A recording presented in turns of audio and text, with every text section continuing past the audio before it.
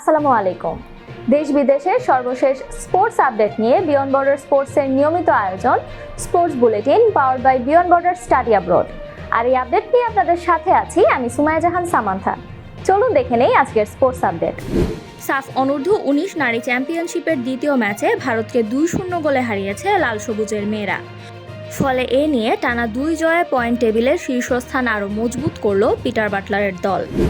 বাংলাদেশ নারী ক্রিকেট দলের সাবেক অধিনায়ক জাহানারা আলমের উত্থাপিত যৌন হয়রানির তদন্ত প্রতিবেদন জমা পড়েছে বাংলাদেশ ক্রিকেট বোর্ডে। গতকাল বিসিবি সভাপতি আমিনুল ইসলাম বুলবুলের কাছে তদন্ত প্রতিবেদন জমা দিয়েছে স্বাধীন তদন্ত কমিটি। তবে প্রতিবেদনের ফলাফল এখনও প্রকাশ করা হয়নি। ময়মনসিংহের ত্রিশালে অলিম্পিক কমপ্লেক্সের ভিত্তিপ্রস্তর স্থাপন করেন বাংলাদেশ অলিম্পিক অ্যাসোসিয়েশনের সভাপতি ও সেনাপ্রধান জেনারেল ওয়াকারুজ্জামান। এছাড়া 173.2 একর জমিতে আধুনিক এই কমপ্লেক্সে মোট 33টি খেলার আয়োজন করা যাবে।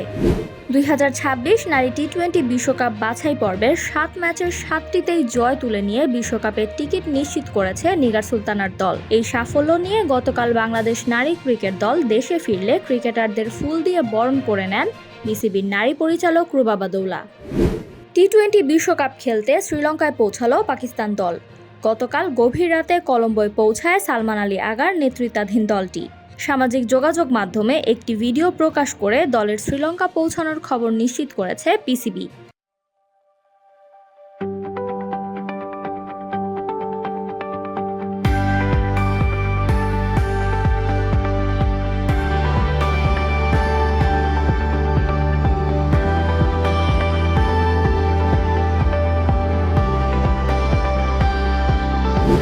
ইতালিয়ান ক্লাব আতালান্তা থেকে নাইজেরিয়ান ফরওয়ার্ড আদেমোলা লুকমানকে দলে ফেরাতে সমঝোতায় পৌঁছেছে স্প্যানিশ ক্লাব আতলেতিকো মাদ্রিদ। চুক্তির আনুষ্ঠানিকতা সম্পন্ন করতে ইতিমধ্যে মাদ্রিদে পৌঁছেছেন 28 বছর বয়সী এই forward.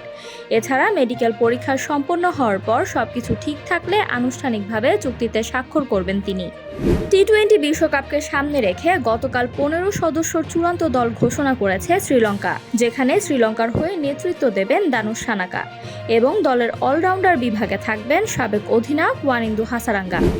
Saudi club Al Ittihad ছেড়ে আল হিলালে যোগ দিয়েছেন ব্যালন ডিওর জয়ী ফুটবলার করিম বেনজেমা।